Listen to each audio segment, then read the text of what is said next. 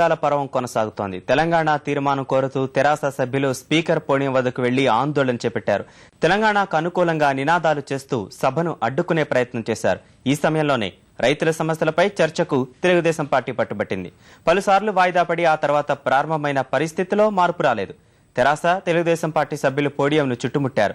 సభ్యులు ఎంత చెప్పినా పట్టు వీడకపోవడంతో స్పీకర్ సభను రేపటికి వాయిదా వేశారు. బయ్యారం దాని మీద ఇచ్చాం. అది ఇంపార్టెంట్ మ్యాటర్ కాబట్టి, గిరిజనుల సమస్యకు సంబంధించింది కాబట్టి, అక్కడ గనులు కావాలని చెప్పి ఆడ ప్రజలు కోరుకుంటారు కాబట్టి ఇచ్చాం సార్. రెండో సమస్య ప్రధానంగా రైతు సమస్యలు సార్.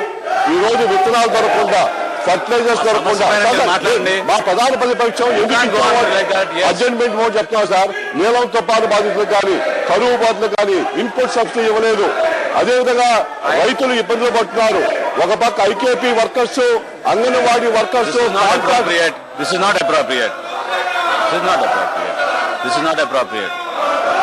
సమస్య పైన చెప్పండి. మీరు ఆయన చెప్పేదాన్ని మేము సమాధానం చెప్తున్నాం సార్. అదే చెప్తాం సార్.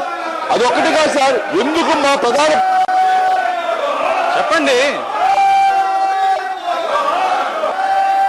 ప్రధాన ప్రతిపక్ష పార్టీకి సంబంధించిన వారు మాట్లాడుతూ అనేక సమస్యల పట్ల వారు సభలో చర్చ చేయాలని చెప్తా ఉన్న సందర్భంలో నేను కూడా గౌరవ ప్రతిపక్ష సభ్యులను కోరుతా ఉన్నా అధ్యక్ష.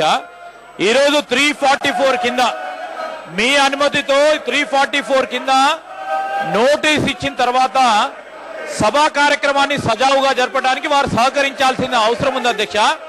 దాని గురించే పెద్దలు మా రామనారాయణ రెడ్డి గారు కూడా చెప్పడం జరిగింది అధ్యక్ష. I'm appealing to all the members, please cooperate. House is adjourned to meet tomorrow morning at 9 a.m.